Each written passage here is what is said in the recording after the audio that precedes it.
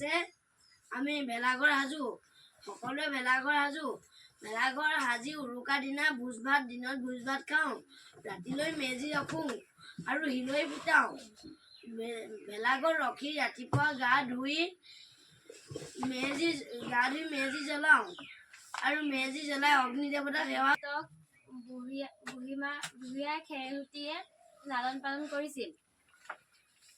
ভাৰতৰ বিভিন্ন ঠাইত ভ্ৰমণ কৰি তেখেতে অসমত বৈষ্ণৱ ধৰ্ম প্ৰচাৰ কৰিছিল।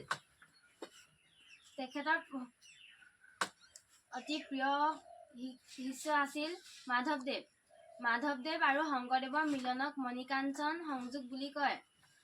বিহু তিনিটা: কাতি বিহু কঙালী, মাঘৰ বিহু ভোগালী, বহাগ বিহু ৰঙালী। কাতি বিহুত আমি তুলসী তলত ধূপ চাকি জ্বলাওঁ।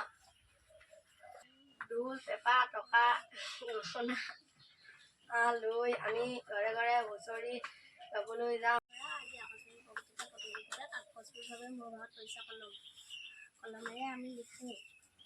কলম বিভিন্ন ধৰণৰ আছে।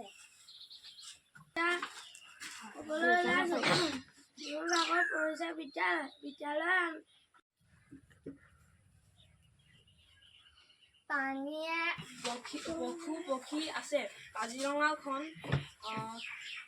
বিভিন্ন দেশী বিদেশী পৰ্যটকৰ